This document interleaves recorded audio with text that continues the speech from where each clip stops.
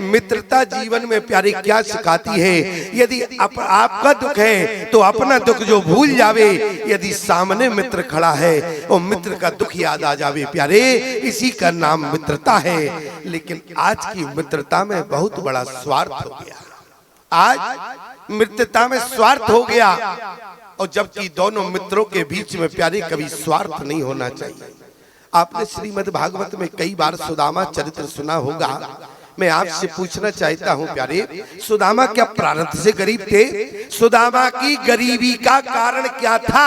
अरे किस कारण से सुदामा को गरीब होना पड़ा? क्या सुदामा जन्म से गरीब है? आखिर में सुदामा की गरीबी का कारण क्या है प्यारे? सबसे पहले इसको जानना। सुदामा की गरीबी का कारण प्यारे मित्रता है। मित्रता जब बीच में आई, मित्रता के कारण ही सुदामा को गरीब होना पड़ा। क्यों?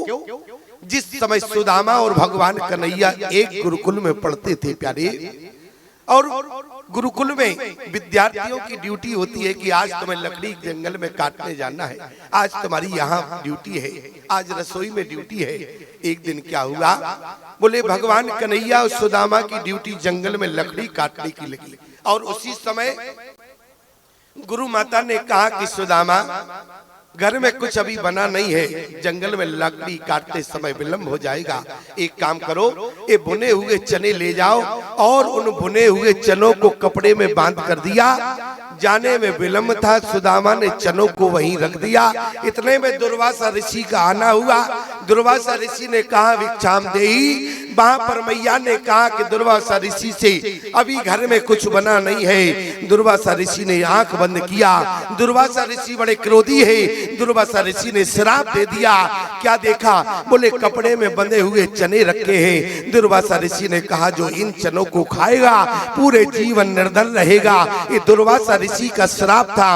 और प्यारे सुदामा ने उस श्राप को अपने कानों से सुन लिया।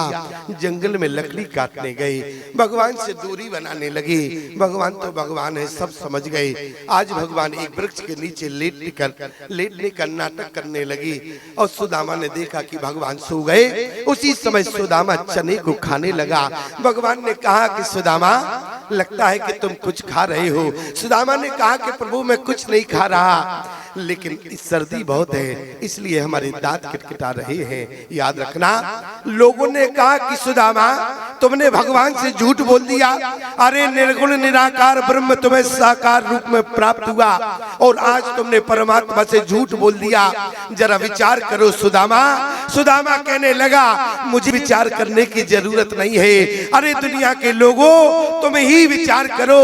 दुर्वासा ऋषि का श्राप था, जो इन चनों को खाएगा पूरे जीवन निर्धन रहेगा। जरा विचार करो, कई चनों को मेरा कन्हैया खा लेता। अरे जो समाज में देने वाला है, जब देने वाला ही निर्धन हो जाएगा तो समाज में देने का काम कौन करेगा प्यारे? इसलिए बोले दोनों में यदि देखा जाए मित्रता सिद्धांत रखा गया। सिद्धांत क्या है? बोले जे न मित्र दुख अरे हो वे दुकारी। आप कहेंगे इन दोनों के बीच में कौन सा सिद्धांत लगा? अरे क्या मित्रता का सिद्धांत लगा? याद रखना, सुदामा ने कहा कहीं मैं अमीर बन भी जाऊंगा तो हम जीवात्मा है, और जीवात्मा से उतना धन छूटता नहीं है। याद रखना, अरे देने वाला तो संकोच नहीं करता है। कौन? ऐसा तो सिर्फ केवल परमात्मा हुआ करता है। इसलिए सुदामा ने कहा मेरा अमीर बनना समाज में जरूरी नहीं है। अरे अमीर तो मेरा भगवान बन जाए तो बोले सब लोगों के घर भर जाएंगे प्यारे। क्यों? क्योंकि भगवान देने में कभी कंजूसी नहीं करते। ईमानदारी से बताओ, जिस समय सुदामा द्वारका गए तो जिस समय भगवान चावल मुट्ठी भर के खा रहे थे तो हाथ किसने पकड़ा? रुक्मिणी ने पकड़ा। क्यों? क्या सब कुछ दे दोगे? भगवान ने कहा कि रुक्मिणी आज तुम जितना वैभव देख रही हो, जो कुछ हमारे पास धरती पर है वो केवल सुदामा की बदौलत है। इसलिए बोले रामचंद्र की। आज प्यारे सुदामा की गरीबी का कारण बोले मित्रता। लेकिन आज हम समाज में देखते हैं प्यारे मित्रता के बीच में स्वार्थ हो गया। क्यों? आज की मित्रता प्यारे पाठशाला से शुरू नहीं होती, बल्कि प्यारे मधुशाला से शुरू होती है। मधुशाला कहते हैं दारू के ठेके को। क्यों? आज की मित्रता पान की दुकान से शुरू होती है, कृष्ण और सुदामा की मित्रता पाठशाला से है, तो आज भी शास्त्र उनकी मित्रता का गायन करता है प्यारे। और आज मित्रता दो के बीच में स्वार्थ हो गया। लोग मित्र बनाते हैं तो स्वार्थ से बनाते हैं। जब तक स्वार्थ रहता है, जब तक मित्रता रहती है। दारू के ठेके से जो मित्रता शुरू होती है प्यारे, जब तक दारू का नशा रहता है तब तक मित्रता रहती है। मैं तो कहता हूँ प्यारे, लोग गुरु भी बनाते हैं तो बड़ी स्वार्थ से बनाते हैं। लोग गुरु बनाते हैं तो बड़े स्वार्थ से बनाते हैं। एक घर में हमारा जाना हुआ, हम उनके गुरु थे, वो हमारे शिष्य थे। हम उनके गुरु थे, वो हमारे शिष्य थे। अब उनके घर में हमारा रुकना हुआ। जैसे कभी कभी क्या होता है कि मार्ग कैसे कहीं जाना है और वही दूरी बहुत है, तो हम देखते हैं रास्ते में कोई अपना हो तो उसके यहाँ रात गुजार लेते हैं। क्यों? सर्दी का मौसम होता है, कोहरा बहुत होता है, तो नहीं पहुंच पाते हैं, तो रात्रि में कहीं विश्राम करते हैं। तो एक जगह क्या हुआ कि मैं विश्राम कर रहा था, पति पत्नी में झगड़ा हो रहा था। किस बात को लेकर? पत्नी कहे कि बहुत झूठ बोलते हैं, अच्छे गुरुजी आप हमारे घर आए। हमने कहा घर तो आए, वो तो ठीक है, लेकिन रात्रि विश्राम करेंगे और भोजन भी करेंगे। पत्नी बोली अच्छा गुरुजी आप हमारे यहाँ आए तो भोजन तो हम आपको अवश्य कराएंगे। लेकिन प्यारे भोजन तो गई भूल, नीचे गई तो पति पत्नी झगड़ने लगे। हमने कहा अभी तो भोजन की बात हो रही थी, झगड़ने की तो बात हुई नहीं, लेकिन झगड़ा शुरू हो गया। हमने कहा कोई बात नहीं। देखा कि पति पत्नी झगड़ रहे थे, 1 घंटा हो गया, भोजन सामने नहीं आया। हम अपने आराम से प्यारे कमरे में सो गए। ऊपर का कमरा था, दोनों प्राणी झगड़ते झगड़ते हमारे पास आ गए और जैसे ही आए तो हमने कहा क्यों भैया, अच्छे तुम्हारे घर रुक गए हैं न, तो विश्राम कर पा रहा हूँ, क्यों झगड़ रहे हो तुम लोग? पत्नी बोली स्वामी जी बहुत बड़ी समस्या है, आप हमारे गुरु है तो समस्या का समाधान कर दें। हमने कहा समस्या का समाधान? समस्या क्या है पहले तो समस्या बताओ। बोली समस्या सिर्फ इतनी है कि आपका जो चेला है हमारा पति है, तो बोली बहुत झूठ बोलता है। हमने कहा क्यों भाई? अरे दीक्षा लेने के बाद कहीं झूठ बोला जाता है? बेटा आज के बाद झूठ नहीं बोलना।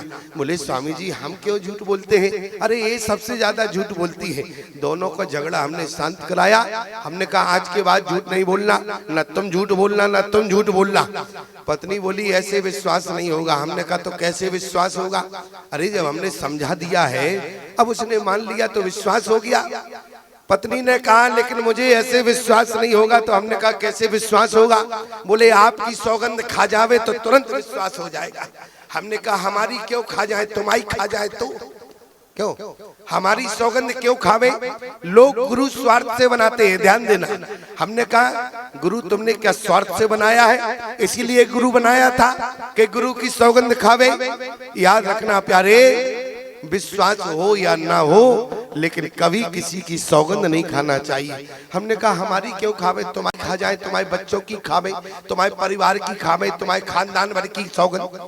अरे बोले स्वामी जी अब आपकी सौगंध इसलिए, आपके आगे पीछे कौन कोई रोने वाला है? हमारे तो छोटे छोटे बच्चे हैं। हमने कहा अच्छे कासे का इनके घर में रुक गए, हम ही को दाव पे लगा दिया। अच्छा एक जगह तो और गजब हो गया। एक जगह हम कथा करने गए, एक व्यक्ति बहुत पीछे पड़ गया। बोले स्वामी जी आपकी दीक्षा लेना चाहते हैं। हमने कहा भले आदमी, हम तो तुमसे पहली बार मिले हैं और पहली बार में ही दीक्षा की बात कर रहे हैं। अरे 2-4 बार मिले। याद रखना सिद्धांत क्या है? बोले पानी पियो छान के और गुरु बनावे जान के। अरे दोनों को एक दूसरे को जानना चाहिए। और आज प्यारे मैंने कहा इतनी जल्दी दीक्षा की बात मत करो, एक आध बार फिर मिलेंगे, अन्यथा तुम गुरु पूर्णिमा पे चित्रकूट आना तो दीक्षा वहां दे देंगे। बोले नहीं नहीं दीक्षा तो अभी देना पड़ेगा। हमने कहा इतनी जल्दी क्यों पड़ा है, क्यों पीछे पड़ा है? हमने कहा ये बताओ बात क्या है, क्यों दीक्षा लेना चाहते हो?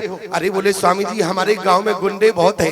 तो हमने कहा हम क्या लड़ने जाएंगे क्या गुंडों से? अरे गुंडे बहुत है तो हम क्या करें? और दीक्षा से क्या तात्पर्य है? अरे बोले स्वामी जी हम आपकी दीक्षा ले लेंगे। क्यों? बोले आपकी कथा से लोग यहाँ प्रभावित है और जब हम आपकी दीक्षा ले लेंगे, क्योंकि हमारे यहाँ गुंडे बहुत है और गुंडे आते हैं क्योंकि पान की दुकान है। गुंडे कहते हैं पान लगा, तो हम पान लगाते हैं। वो कहते हैं तुलसी छाप तमाकू डालना, तो हम तुलसी छाप तमाकू डालते हैं। और वो कहते हैं नालायक झूठ बोलते हो, उन्हें पैसा तो देना नहीं होता है स्वामी जी, और झूठ। और बोले वही पान खाते हैं, वही पान को थूक देते हैं और कहते हैं नालायक झूठ बोलते हो, इसमें कहीं तुलसी छाप तमाकू थी। तो हमने कहा दीक्षा से समाधान कैसे होगा? अरे बोले स्वामी जी लोग प्रभावित है और जब हम आपकी दीक्षा ले लेंगे तो एक फोटो आपका दुकान में लगा लेंगे और जैसे ही गुंडा आएगा, गुंडा कहेगा पान लगा, तुलसी छाप तमाकू, तो हम तुलसी छाप तमाकू डालेंगे। और जैसे ही वो कहेगा नालायक झूठ बोलते हो, इसमें तुलसी छाप तमाकू पड़ी है क्या? वो कहेगा झूठ बोलते हो, तो हम उन्हें विश्वास दिलाएंगे। हमने कहा भले आदमी कैसे दिलाओगे? बोले गुरु कसम तुलसी छाप, गुरु कसम 365। हमने कहा भले आदमी इसी के लिए दीक्षा लेते हैं। अरे लोग गुरु को दांव पे लगाना चाहते हैं, आज स्वार्थ रखते हैं। मित्रता में कभी स्वार्थ नहीं होना चाहिए प्यारे। मित्रता का सिद्धांत क्या है? बोले जे न मित्र दुखो अरे होवे दुखारी अति नहीं बिलोकत पातक वारी। निज दुख गिर सम रज कर जाना, मित्र के दुख रज मेरु समाना। आज प्यारे मित्रता में स्वार्थ नहीं होना चाहिए। आज चक्रवर्ती सम्राट राजा दशरथ ने जिस समय जटायु को देखा, मित्र जटायु को देखने के बाद प्यारे अपना दुख भूल गए, जबकि उनके जीवन में भी संतान नहीं है। याद आ गया क्या हमारे मित्र के भी यहाँ संतान नहीं है, इसलिए मित्र खीर का भाग पहले तुम ले जाओ। जटायु ने कहा कि राजन मुझे खीर का भाग मत दो, वो देना ही चाहते हो तो तुम्हारे यहाँ वचन की बहुत मर्यादा है। क्या? बोले रगी कोलोरीता सदा चली आई, और प्राण जाए पर वचन न जाए। इसलिए आप यदि चाहे तो मुझे वचन दे दें। वचन क्या चाहते हो? गीधराज जटायु ने कहा कि राजन मैं सिर्फ इतना वचन चाहता हूँ, एक खीर का भाग जो तुम्हारे हाथ में है, मैं केवल इतना वचन चाहता हूँ, एक खीर का भाग आप जिस रानी के दोगे, उस रानी के गर्भ से जो संतान होगी वो तुम्हारी अंतिम क्रिया नहीं बल्कि जटायु की अंतिम क्रिया करेगा। प्यारे मैं केवल इतना वचन चाहता हूँ। और सिद्धांत क्या है? बोले पितु की अंत क्रिया करवे को अरे बड़ो पूत अधिकारी, सो पितु क्रिया भरत कहे सौंपी, और फिर खग क्रिया सवारी। आज प्यारे जटायु के यदि चरित्र की बात करें, आज जटायु जी प्यारे धन्य हैं। क्यों? आज जटायु के समान हमारे राजा दशरथ नहीं बन पाए। जब राजा दशरथ ने निर्गुण निराकार ब्रह्म को बेटे के रूप में प्राप्त किया, वो भी कब? जब 23,000 वर्ष एक पैर केवल खड़े रहे। जब राजा दशरथ को ब्रह्म बेटा के रूप में प्राप्त हुआ, 23,000 वर्ष एक पैर केवल खड़े रहने वाला कौन रहा? राजा मनु के मंत्री रहे हरदेव, जो जनक बने, वो 23,000 वर्ष वो भी खड़े रहे प्यारे। तब जानकी रूप में उन्हें ब्रह्म प्राप्त हुआ।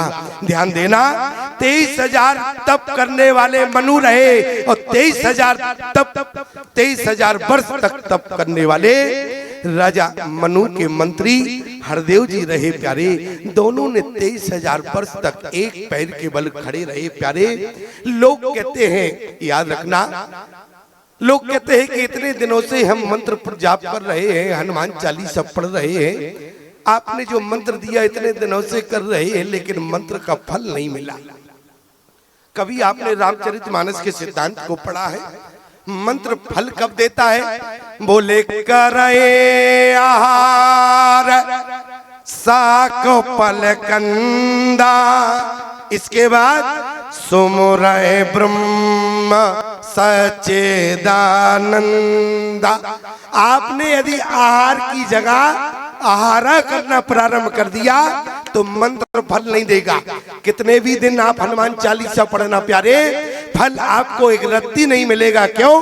मंत्र फल कब देता है? जिसके जीवन में आहार शुद्ध होता है, आहार की जगह आहारा हो जाएगा, आपका मंत्र काम करना बंद कर देगा। हनुमान जी ने क्या कहा? बोले प्रात ले जो नाम हमारा और ते दिन ताए ना मिले आहारा। आहारा का मतलब जानते हो क्या होता है? आहारा का मतलब दाल भात नहीं होता। लोग क्या क्या नहीं खाते हैं, हम इस मंच से, धर्म सभा के मंच से कहना नहीं चाहते हैं लोग क्या क्या खाते हैं। याद रखना प्यारे, मैं केवल कहना नहीं चाहता हूँ, जबकि आहारा में सब समझते हैं क्या आता है। सुरसा ने क्या हनुमान जी को खाने की बात कही। हनुमान जी ने कहा कि माँ प्रात ले जो नाम हमारा, 23 दिन ताए न मिले आहारा। आहारा की बात की, आहार की बात नहीं की प्यारे। आहार माने होता है दाल भात, सादा भोजन, और जो उल्टा सीधा भोजन होता है उसको कहते हैं आहारा। ध्यान देना प्यारे, और आहार और आहारा में अंतर है। और आज हनुमान जी ने क्या कहा? यदि आप आहारा करना प्रारंभ कर देंगे तो मंत्र आपको जीवन में फल नहीं देगा। कब देगा? बोले करे आहार साक फल कंदा और सुमुरहे ब्रह्म सच्चिदानंदा।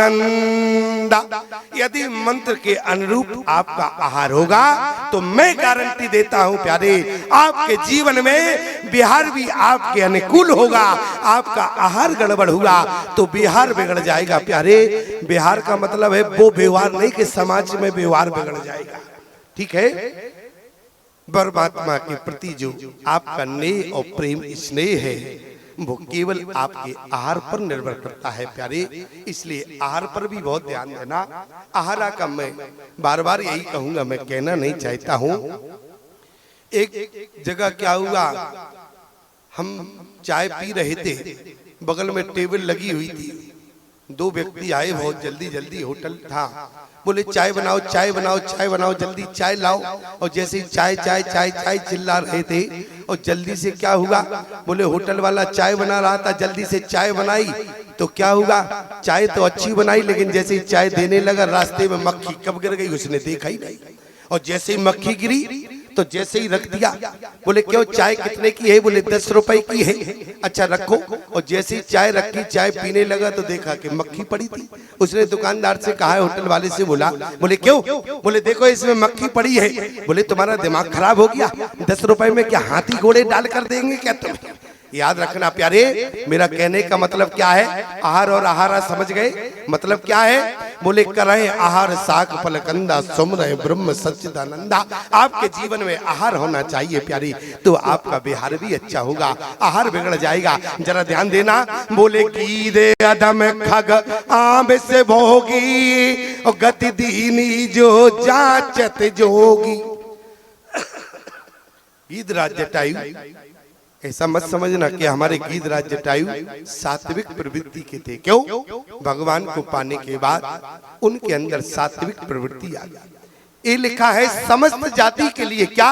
बोले गीध अदम खग।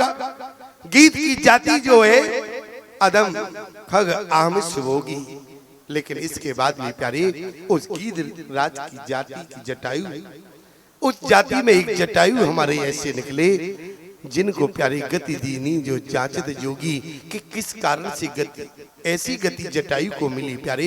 आज 23,000 वर्ष एक पैर के बल खड़े होने के बाद राजा दशरथ को ब्रह्म बेटा के रूप में